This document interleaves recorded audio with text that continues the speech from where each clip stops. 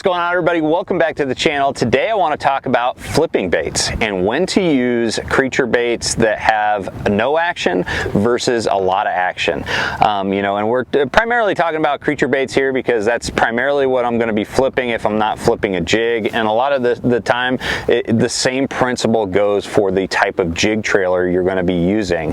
Whether it has no action, it just kind of glides down to the bottom, or it has the kicking appendages that create a lot of action. So some of the baits that I wanted to show you today that kind of illustrate, the differences between the two different categories. First off, we've got the Z-Man palmetto bugs. It's got this little paddle tail that you can split. I would call it a beaver tail. And then you've got two little appendages. None of these appendages really create any movement in the water. They're not flapping or doing anything. This bait just essentially just glides down to the bottom. It is made of Elastec. All these are made of Elastec, so they're super buoyant. So when on the bottom, it has a little bit of action while it's standing still just because it starts floating up from the bottom. But other than that, this one really doesn't do much. But it is a absolute killer in certain circumstances. I've made a lot of money off of that bait. Now we've got two newer baits. This one right here is brand new. This one's been out for a year. This right here is the Billy Goat in the new Goat series from Z-Man.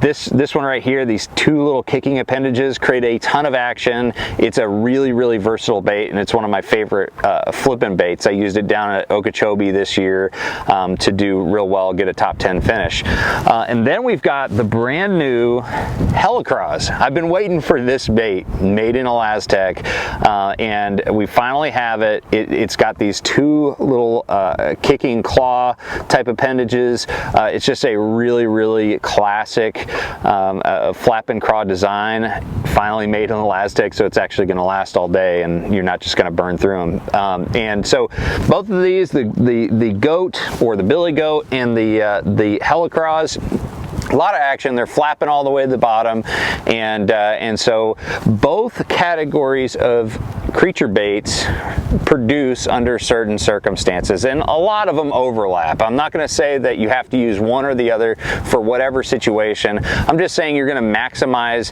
the amount of bites that you get depending on the type of conditions that you're faced with. So when do you use do nothing creature baits? Any style of beaver bait that doesn't have any kicking appendages to it? Well, my favorite situation for this type of bait is early season, especially, anywhere from winter to early spring. Anytime that the fish haven't spawned yet or they're just spawning now, that's when I like to use something that has a lot less action, something that just kind of glides.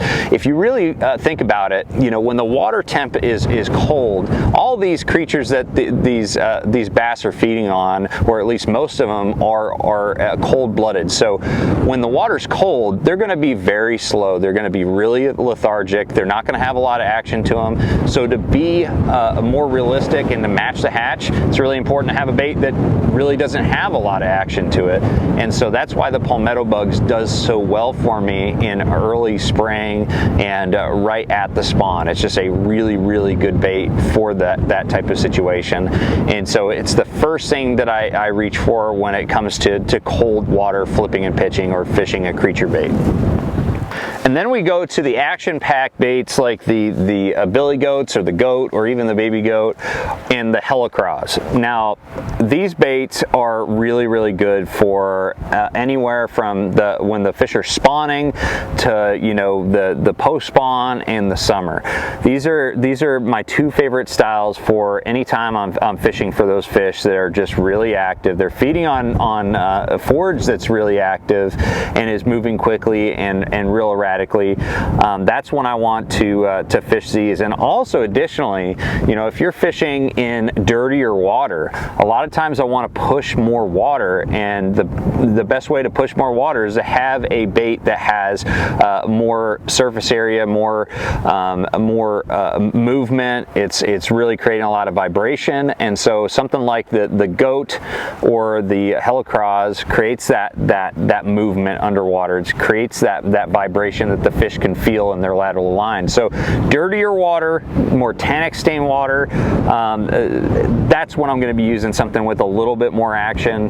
But if I'm fishing clearer water, colder water, that's when I like to use something that doesn't have a whole lot of action, if any at all.